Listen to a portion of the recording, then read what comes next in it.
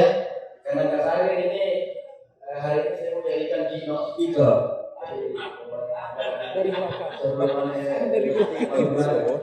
Kapan lagi dikasih banyak Kak Sari kalau kita sekarang? Siap ya. Silakan Pak Kuman, mungkin silakan kalau ini. Bismillahirrahmanirrahim. Assalamualaikum warahmatullahi wabarakatuh. Yang saya muliakan, di sini ada para pejuang sebenarnya. Saya tidak mau melewati mereka.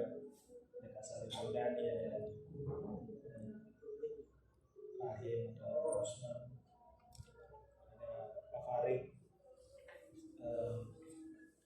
Begini, saya terus terang tidak setuju kalau judulnya begini ya. Karena yang harusnya kita buat itu adalah peraturan daerah tentang kemajuan kebudayaan. Sebab kalau hanya kebudayaan tak benda, tidak ada gunanya kita buat itu barang. Karena kebudayaan itu terdiri dari dua, material culture dan immaterial culture. Tidak bisa hanya sekedar tak bendanya saja. Kemudian saya dengar tadi Kak Rahim bilang dari 500 sekian itu tidak ada bisul perpunya. Sepaham saya itu sudah ada 19. Berapa? 22. Jadi kalau 22 dari 500, ya ada sebenarnya 20%. Kenapa? Karena ada 34 provinsi. 34 provinsi kalau masing-masing 10, 340. Kalau sudah 22, berarti kita sebenarnya sudah mulai banyak. Jadi tahun ini juga rencananya kita malah mengusulkan untuk ke UNESCO untuk Sayakar Tugu, dan ini adalah menjadi warisan dunia. Ini Pemkab Kolman ini kerja keras sekarang ini untuk bisa menghasilkan warisan dunia. Jadi kami yang memulai dengan acara kemarin. Sebenarnya acara kemarin itu mestinya di bulan Juli, tapi berhubung permintaannya Pak Gubernur, di samping itu juga kami memang ingin menghadiahkan sesuatu sebelum Pak Gubernur selesai, maka kami swadaya semua, apa boleh buat swadaya, kemampuan bersama untuk berkumpul sama seperti acara ini. Dan insya Allah ya kami selenggarakan dengan baik. Yang ingin sebenarnya saya gariskan di sini, Pak ada Kak Sahrir di sini. Saya sebenarnya masih ada utang dengan beliau. Harusnya sudah ada kembali ditulis mengenai perda pendidikan. Kenapa? Perda pendidikan ini menjadi penting. Jadi harus ada dua, perda pendidikan yang selalu dikaitkan juga dengan perda kebudayaan. Karena pembelajaran sekarang itu sudah tidak sama dengan pembelajaran yang lalu. Karakternya berubah sama sekali. Apalagi dengan pemanfaatan hybrid learning. Itu sudah berubah.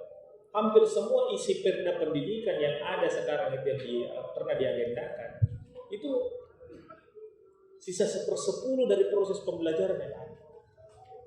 Jadi itulah sebabnya mengapa perda pendidikan itu kemudian didorong untuk bisa menghasilkan pemberdayaan terhadap pendidikan.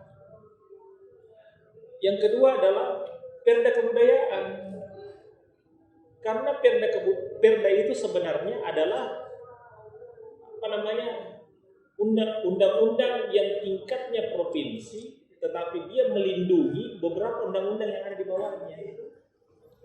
Sehingga keterkaitan itu yang harusnya dibuat dan ditulis, sehingga menghasilkan betul-betul ada payung dan landasan hukum ketika kita bergerak. Nah, inilah yang kemudian biasanya kalau DPR menyatakan tidak bisa ku bikinkan proposalnya atau scientific research-nya, nanti kita bikinkan yang penting mau di DPR untuk eksekusi. Nah, Saya pada dasarnya mendukung perda itu asalkan yang dikatakan adalah pemajuan kebudayaan. Dan boleh saja ditambahkan pemajuan kebudayaan Mandar atau apa. Karena selama ini kita selalu berdiskusi berdikotomi tentang Mandar. Yang sepaham saya, Mandar itu bukan hanya batas wilayah saja, tapi memang ada karakter di dalamnya, ada jiwa di dalamnya, ada semangat di dalamnya. Dan Mandar itu bukan hanya ada di Tinambu, bukan hanya ada di Pasangkayu, tapi di Amerika juga itu ada Mandar. Karena Mandar itu hanya bisa diakui dan mengakui. Saya ke Eropa, kakak saya ada di Melbourne, Australia. Dia bilang, saya tetap orang Mandar. Mandar tetap menjadi identitasnya. Sepupu saya sekarang ada di Eropa, belajar di Italia. Dia bilang, saya tetap orang Mandar. Karena kebudayaan itu hanya bisa diikuti oleh penganutnya dan hanya bisa diakui oleh penganutnya. Jadi biar di Eropa itu ada Tonji Mandar. Salah satu perahu sande yang sampai ke Prancis itu ada sekarang di Museum Louvre Prancis. Ada di Museum Genoa di Italia. Apakah itu bukan Mandar? Itu Mandar. Kenapa? Karena perahu sande telah dijadikan sebagai salah satu warisan budaya Mandar.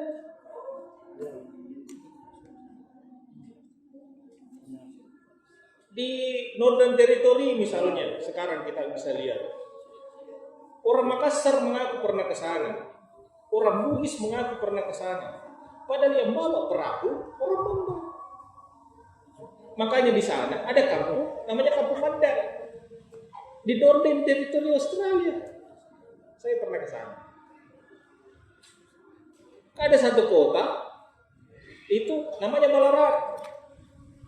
Itu adalah tempat bagaimana kemudian ada komunitas Mandar yang hidup di situ, mempergunakan kosakata Mandar, tapi berbahasa Inggris. Ini yang susah.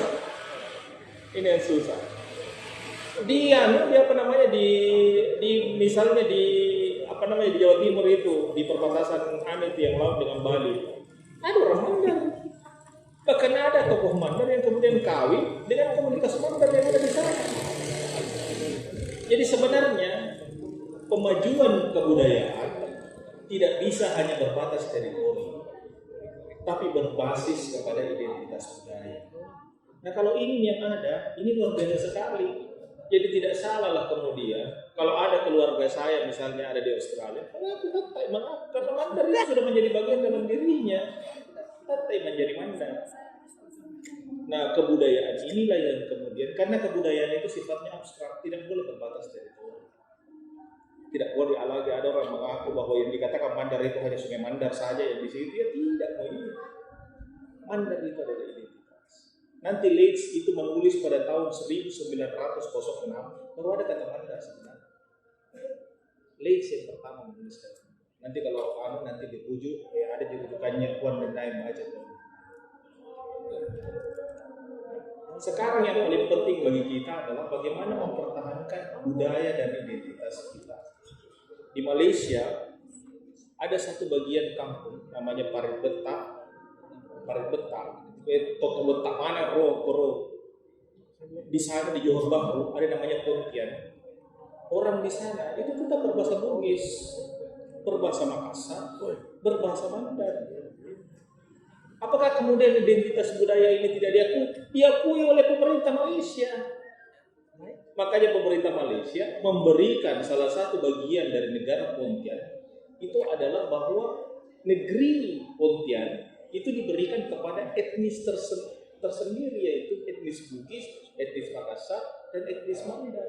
Silahkan berbahasa Mandar, silahkan mempergunakan tata cara adat, silahkan mempergunakan segala sesuatu yang berkomandan, dan disitulah kemudian pengembangan budaya. Makanya dikatakan Malaysia sekarang itu, Malaysia tidak menyatakan bahwa ini, Malaysia selalu menyatakan dirinya adalah negara multikultural.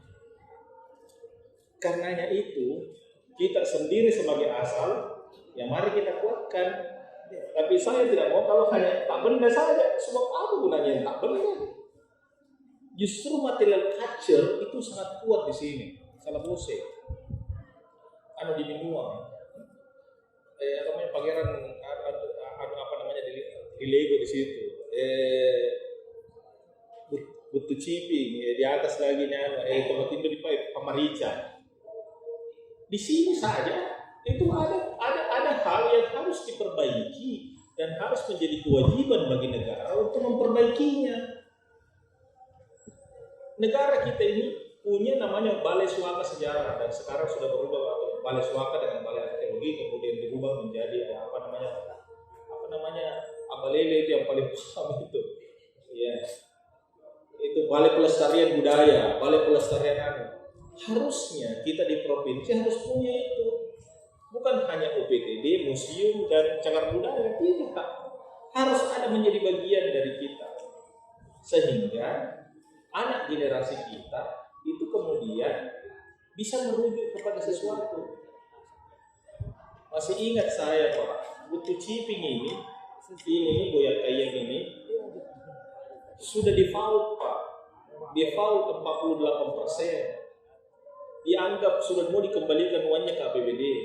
Baru saya dilantik bulan 10 tanggal 14. Tanggal 17 Aliban suruh saya ke sini karena dia mendapat laporan dari Sekda bahwa tidak mungkin lagi dibangun. Pak Gubernur yang lama itu meminta saya di sini, Pak. Saya berdiri di sini sama-sama Pak Gubernur. Tanggal 17 bulan 10. Saya tidak bisa lupa itu, Pak. Bangunan ini Gufran harus diselesaikan. Tidak bisa tidak. Dibangun. Jadi kalau kita ingat Pak, default 48% Pak, minus min. Tidak bisa dibangun ini, waktunya tidak cukup.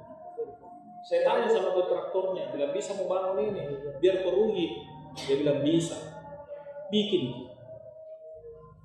Karena bagi kita ini merupakan legacy. Ada Pak di sana Pak yang kita butuh sekarang harus ada titik pusat di mana kemudian bisa berkumpul semua orang. Ada titik pusat di mana kita menjadi satu kebanggaan tersendiri. Ada Pak Asli begini. Ya, kita makan di rumahnya beliau makan pisang goreng. Berkeras pemali pada waktu itu. Karena harapannya adalah begitu kita dapat berkumpul di satu tempat, maka kebanggaan dan identitas kita bisa kita kembalikan. Saya kemudian dipaksa menyelesaikan di rumah di belakang. Saya bilang ya kalau saya datang itu tidak tepat. Ini saja.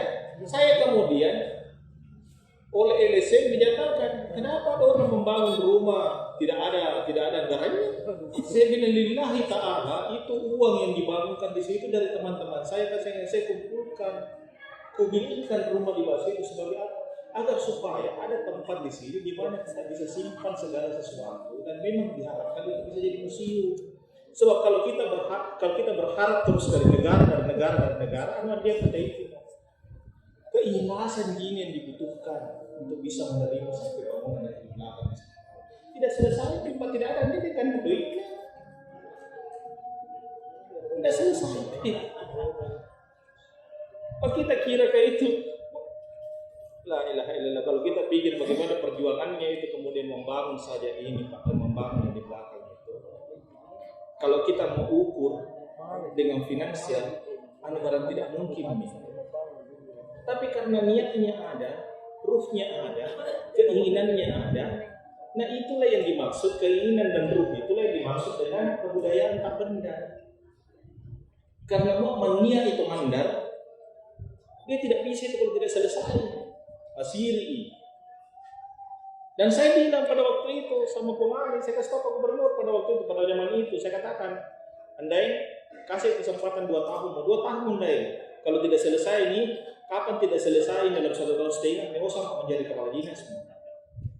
Kembali Kak, saya kasih tahu beliau.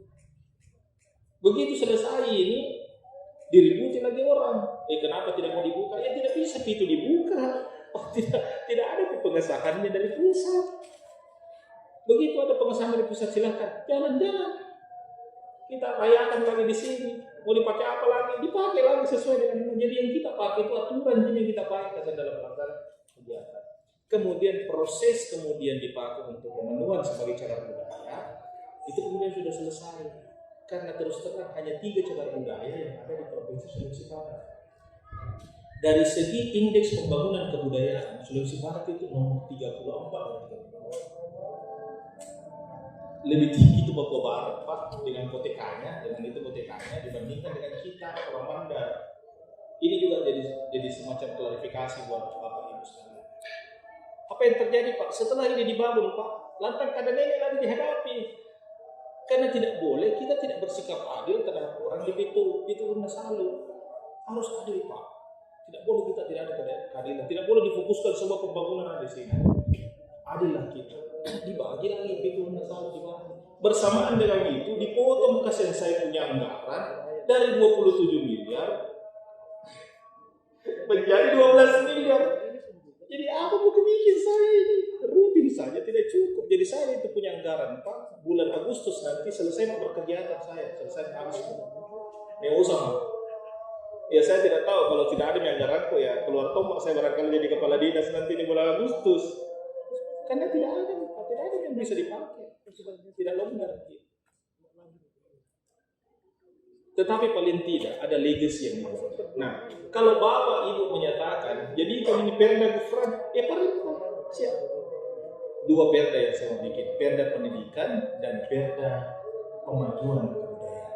Karena kenapa? Agar supaya ada landasan dasarnya, sehingga kemudian teman-teman yang ada di luar kita, yang ada di Jakarta, yang ada di Sumatera Utara, yang ada di Padang, karena Pak Gubernur kita ini orang Padang, maka mau disambut dengan sakbenya apa?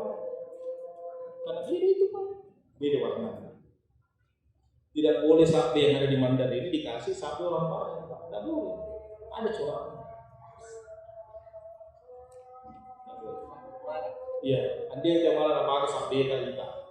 Dia tuh dia benar. Karena sakbe juga di Mandar itu dihargai sebagai barang untuk dibeli laki-laki. Beda dengan kita, membeli perempuan kalau di sana itu membeli laki-laki, Pak. Jadi di Pak sakbe itu dipakai oleh mereka untuk mahar. Dibeli itu laki-laki. Apalagi pada Pariaman, kebetulan pada Pariaman ini Pak Guru. Dan ada memang sejarah yang menyatakan kemudian Hangtua Jembatan Angkasturi itu merupakan cucu dari seorang panglima perang di Mandar. Ada tulisannya Pak, namanya Endai Buliku.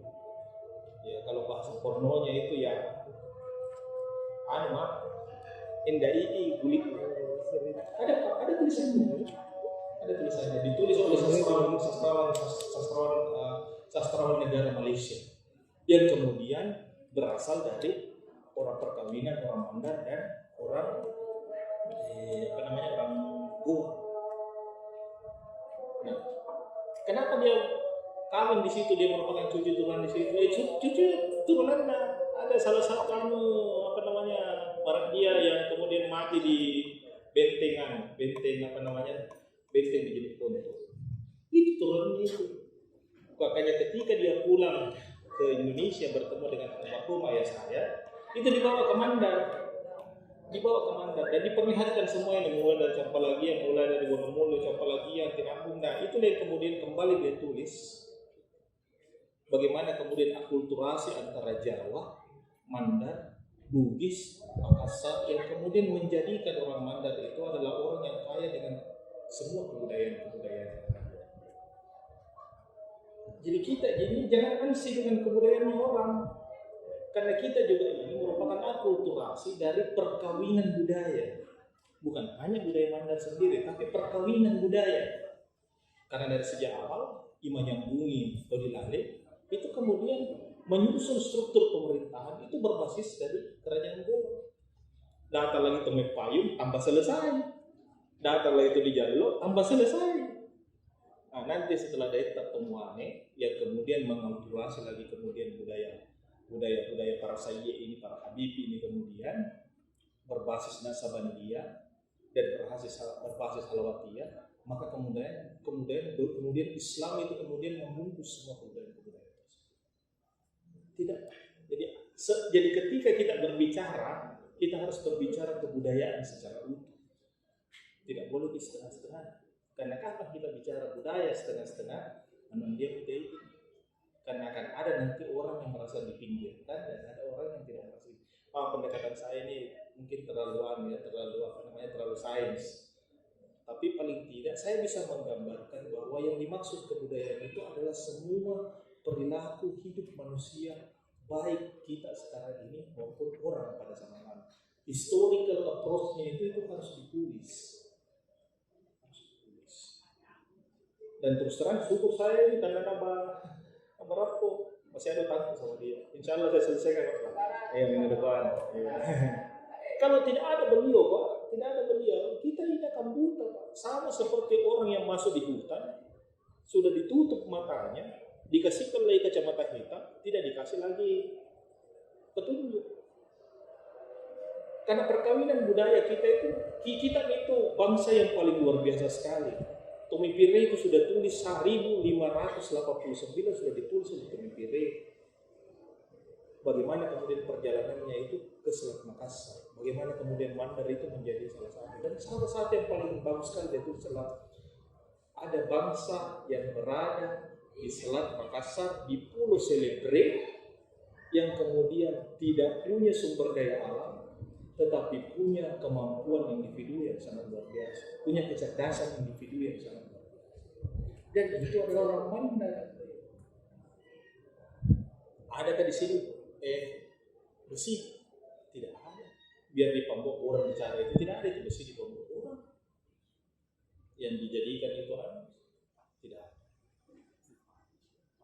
Adakah di sini nikel? Tidak ada nikel. Adakah di sini emas? Tidak ada emas. Yang ada itu kecil-kecil, spot-spot kecil saja, tapi itu pun tidak bisa terlalu dipercaya. Adakah di sini barang alam yang bisa dibikin? Tidak ada.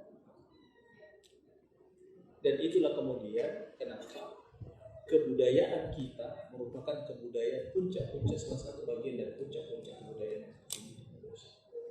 Yang pertama menjadi profesor, Pak, banyak sekali profesor. Kita yang paling banyak profesornya, maka tidak banyak jadi profesornya Bugis, kata terpecah-pecah, orang Sidrap tidak mengakui, orang Waju tidak mengakui, orang boleh tidak mengakui. Dipecah-pecah.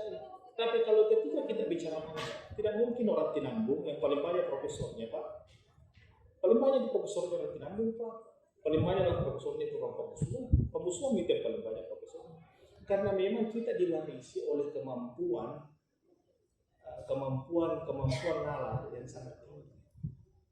Nah inilah yang kemudian berkumpul membentuk komunitas kebangsaan. Nah makanya saya katakan tadi, ketika kita berbicara tentang kemajuan, saya harap kita tidak berbicara kemajuan ini. Kalau saya diminta kasarin, hubungkan pakai artiano, landasan saintifik ilmiahnya, kemudian dicari yang mana kemudian bisa bolanya di DPR. Kalau mau di DPR ya kecuali mau dititip anggarannya silakan, saya dengan senang hati siap jadi mau jadi kan bukan tulis semua Bro. Nanti kita koma aja dulu.